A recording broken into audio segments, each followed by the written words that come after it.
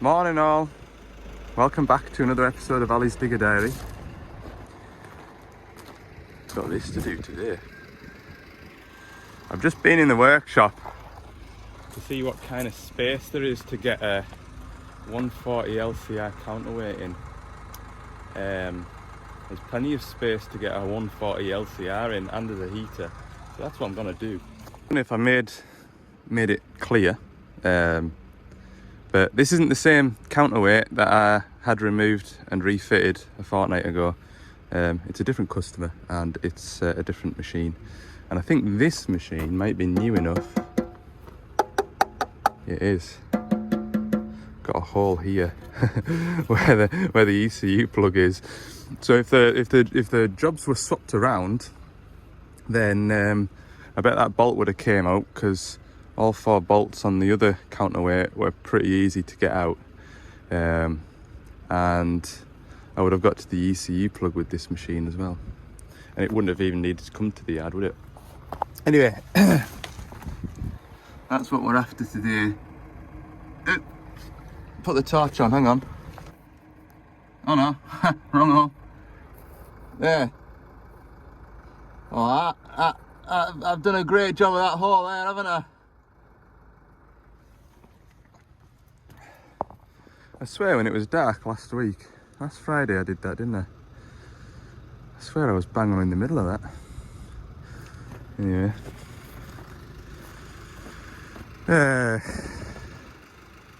Yeah. Let's go, and I need to start this digger up first. So no matter what happens today, I want that finished. I want that in and out and gone. So does the customer. He'd rather like it back as well. But yeah, I really appreciate that getting dropped off in the yard.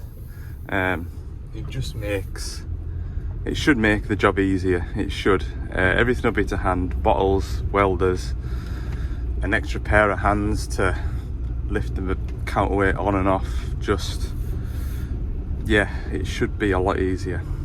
Right, I need to go and order some parts. I had 3 WhatsApp messages this morning at 7 minutes past 5. There's a Adblue quality sensor problem on a digger, apparently. Well, there was a lot of pictures of engine management lights at 5:15, and I've diagnosed that as an Adblue quality sensor. I haven't even needed to see the machine. Look at all the engine management lights, that's pretty. Find the machine on the telematics and find out what error code is active. It turns out it's an intermittent fault. It did the fault at 7 minutes past 5 this morning, then again at 6:15. So we've got an intermittent quality issue, so I need a quality sensor for a fella, and that'll be tomorrow morning's job. Okay, we're going to get rid of all these covers now. That's the next job. We're in the workshop. Oh yeah, one other thing to show you, look. Still got the rubber caps, so I'm hoping that the threads in here are okay, and that'll save me 15 minutes trying to get those tapped out.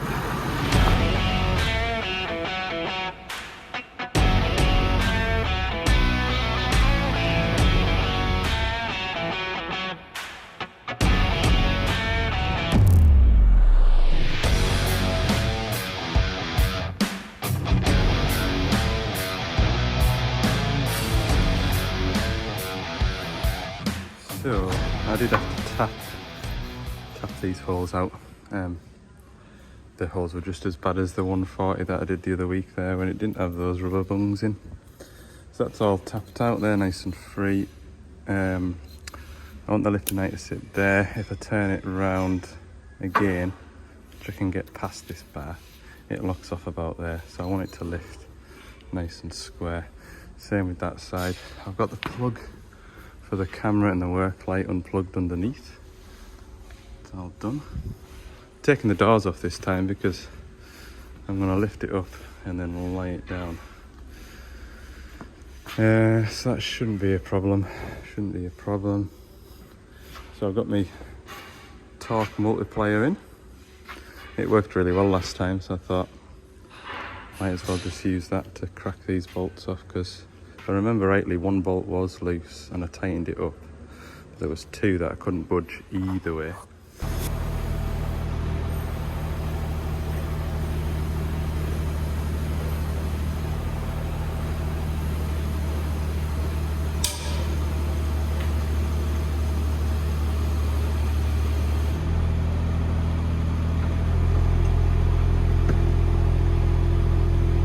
Uh-oh.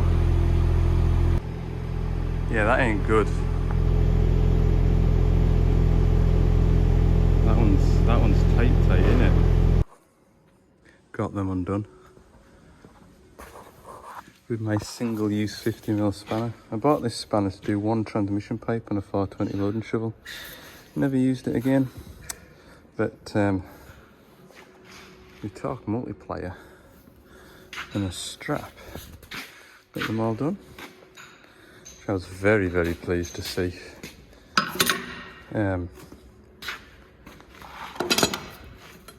Very upset about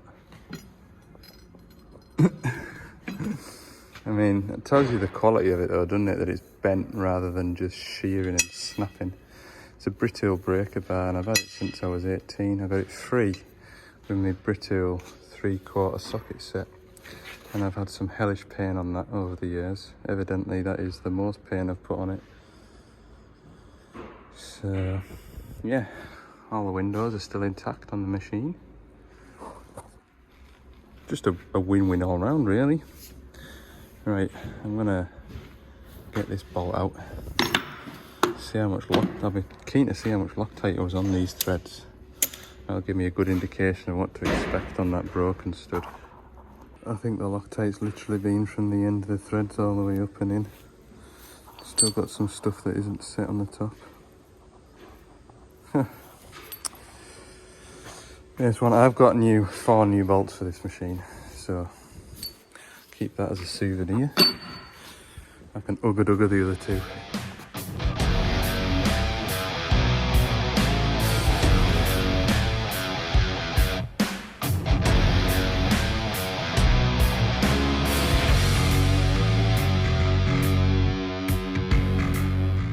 Yeah, what I didn't mention in that clip was that I managed to snap one of the bolts as well. So it's taken a little longer than I expected to get to this point. However, we are at this point now. It's 11:15. I'm very disappointed with what I thought was the centre on Friday night. But definitely isn't the centre. I've tried with a good sharp chisel. They are good sharp chisel then. They are, who wears them? Whose is them? Mac Tools. That's a good chisel. With a big hammer. And I braid and no movement. So what I'm going to do is drill a hole right through, get some WD-40, the back side of the threads. And then oh, God knows, they are so tight. I've got no idea. Mag drill would probably go on there. I'm not sure how I would get a mag drill to fit there. Anyway, let's get this hole more in the centre. Eh? That was a waste of 15 minutes. Huh. Can't even get the mag drill close. Definitely didn't expect to get it on that one, but I thought just straddle that gap there. But the drill bit's miles away. So yeah, I've been all the way to the container, got all the gear, stripped it down so I've got the large bit chuck out and the carrier for the large bit chuck. Put the little bit chuck in. Chuck. Oh, we are not enjoying ourselves. No, we are not. Just about got me easy out stuck in there. I was brave, I went for my big adjustables. Didn't even budge.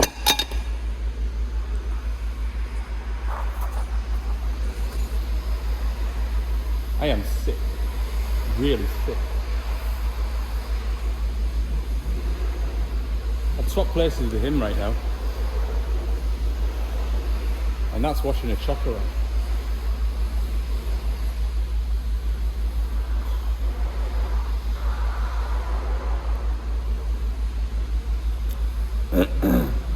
Let's go and have some lunch. Everything will be better after lunch, won't it? People, it is 2 o'clock, might even be 3. Wait, hold the phone. There it is.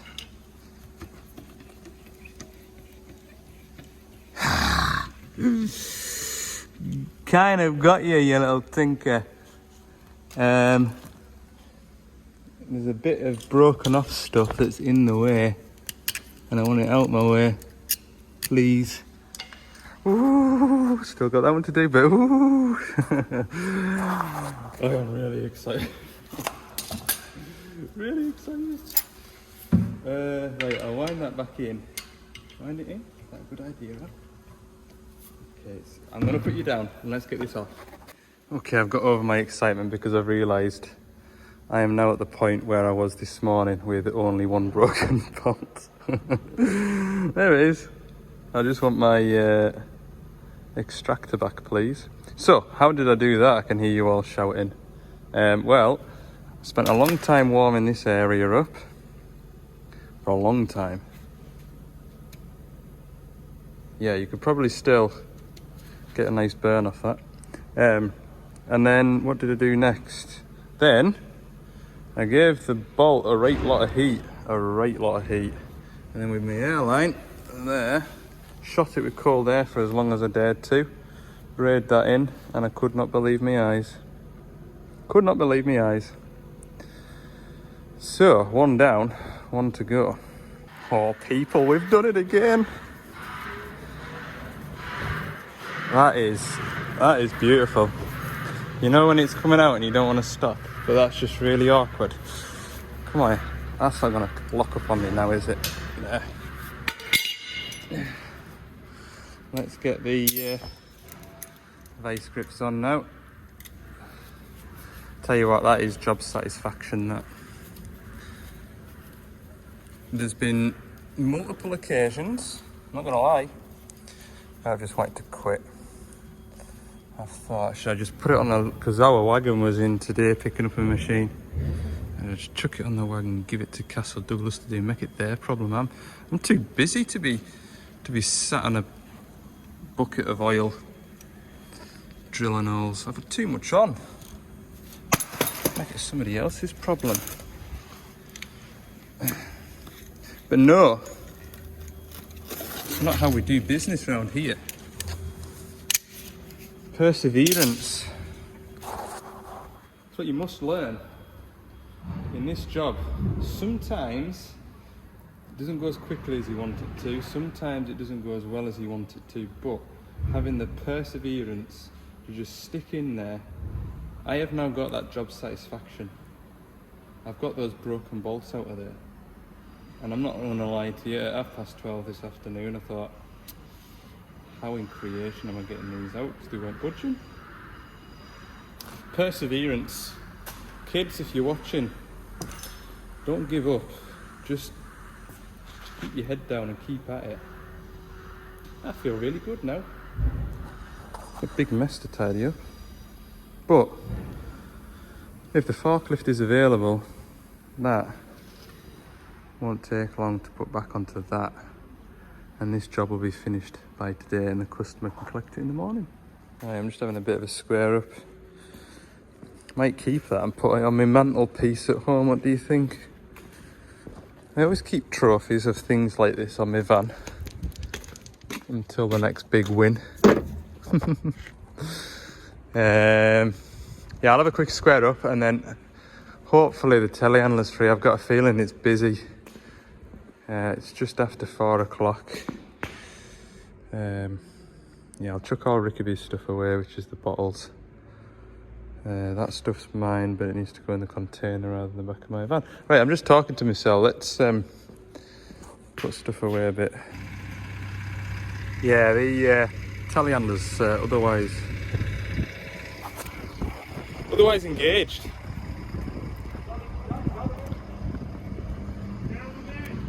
I've got a 25 ton digger on the front there. A, it's a new machine, and B, it's all the way around on the front.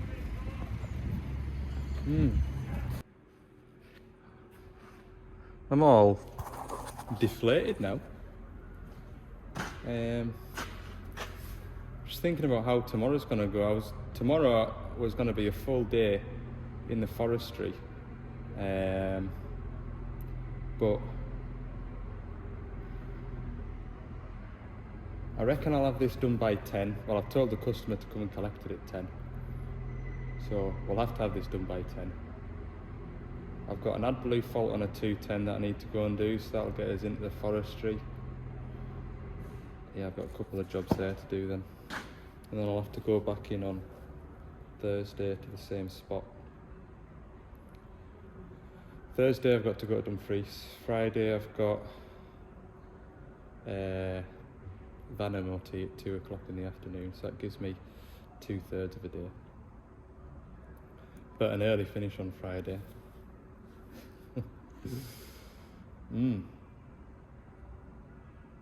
That'll have to do. Wednesday morning. Hello. Morning. That's me all loaded up for the day. One small hurdle to jump over first. Put a counterweight back on a digger. Obviously the telehandler didn't load up these lots of wagons last night. Normally they load up on a night, so the wagons are away this morning. The telehandler was busy last night, so I couldn't get the telehandler. The telehandler's busy this morning loading wagons. So I've loaded up. I'll go and see if I can get my handler now. It's 5 to 9. That's the plan. 10 to 10. I'm going to see a tractor and trailer coming through those gates in a minute, and I won't even have the running crane attachment on. Anyway, it is what it is. Folk have their jobs to do. It will make an impact on what I get done today, but it won't be the end of the world. It won't be the end of the world.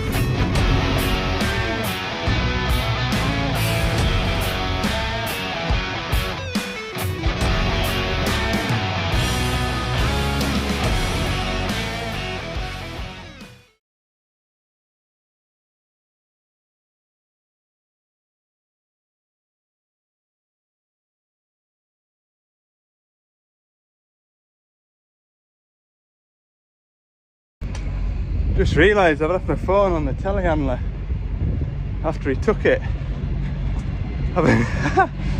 Bloody hell. Right, this digger's nearly finished. There we go, all done. Yeah, it took an hour. Just said it would. Right, make sure this camera works.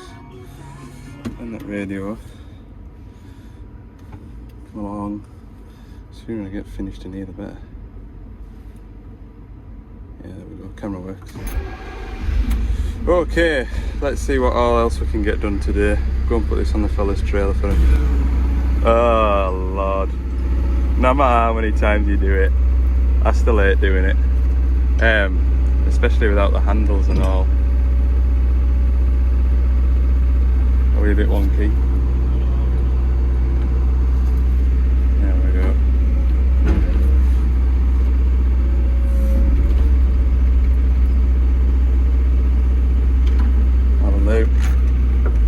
Right, let's go and do some more work. Okay, we're 4:30. I'm out the workshop. I've been round the valley, over on that hillside in the far distance, servicing a 210. That'll save filter spinning content for another day. But I've just done a service on a 210, and I've come to get this machine here for an Adblue quality sensor fault. So we'll see what else we can find with it. Okay, DX210. Have a look down this scope here. We've got an Adblue quality issue. The machine is saying that the Adblue quality is below par. It's not what it wants, and it's not liking it. Now let's see if I can get you to have a look in here. There you go. That Adblue in there, in that tank, is absolutely spot on. There's nothing wrong with it, but wait till you see this. I'm really pleased that the fault is active, because it has been an intermittent fault. And I was saying to him, like, if it was on all the time, he'll have got onto that steep banking down there, and you know, if you ignore it for too long, it'll put you into inducement, and machine it'll have no power to climb back up the hill. So then I would have to run down the hill to fix it. If we look at the Adblue quality here, the machine thinks it is 27.22, and my analog my refractometer disagrees with that. So it's very cold, but it's not a bad job to do. It's not bad. We've got an Adblue quality sensor to fit to this machine. So you might be able to see a bit clearer with, there we go, with the picture that I took on my works phone. So that there is the ideal concentration. That is where it should be, 32.5%. It is slightly higher at just over 33. But either way, that isn't 27. Stuff that's in that tank is not 27. So that quality sensor isn't reading right. Now I'm going to put this boiler suit on to avoid adding more to this cold that seems to be coming on. And we'll get that changed out. Like I say, it isn't a bad job, and hopefully once I've replaced it, we'll be able to verify the results with the laptop, and we'll be able to go home at last. Go and sit by the fire. Oh, the thought of the fire, oh, it just sounds really inviting. I was going to say a cup of tea, but I don't really drink tea. Oh dear. Right, let's gear up to go out into this weather. Okay, so I know this isn't like a perfect example of how your Adblue tank should look. Evidently it gets overfilled and then it sloshes and blows everywhere, and you can see how corrosive it is, look. And you definitely don't want that stuff inside these plugs. However, we'll have a chat to the driver about that when I next see him. But anyway, what we need to do is remove these 4 pipes. We've got 2 coolant pipes and 2 Adblue pipes and a plug. And yeah, then this whole thing twists out with a special tool. You need special tooling to be able to do this, people. So there's the hole. I'm showing you this hole because I did film myself taking it out, but then I dropped my phone and it's a right mess. So there's the hole. I've used an airline first to clean all the muck off from around this lip so that no muck falls into the tank. And what else? This is the special tool. You see it? And this works. It's a special tool. It's not the Doosan's. It's not. Sorry, Doosan, but it's not your special tool. It's a homemade special tool that looks like your special tool. But that is a cutout, and then I'm pretty sure the special tool looks the same as that. Maybe a bit more finesse to it. But it's a socket welded to a bit of flat plate with a cutout.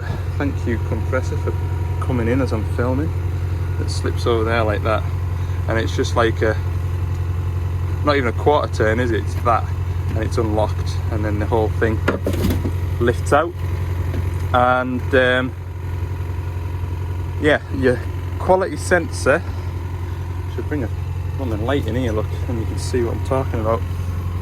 That there is the quality sensor, and it's science and witchcraft that allows that to work. I think it's like ultrasonic or something, but it's that's sensing the quality of the Adblue. Another thing to note is I think there's 3 different manufacturers of after treatment systems: Bosch, Delphi, and might be right in saying that Scania, they have their own after treatment system. Could be wrong, but there's only 3. So you might have, in this case, this is a Bosch system, and I know I've seen the same pumps on class tractors and maybe foragers. But yeah, I've seen a few of them pumps knocking about Rickettys.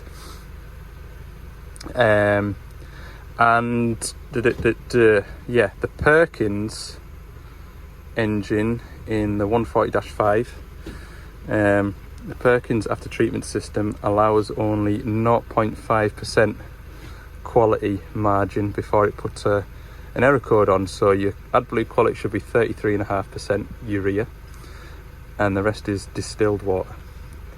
And so if your Adblue quality is greater than 33%, you'll get an Adblue quality high error code and the machine will derate.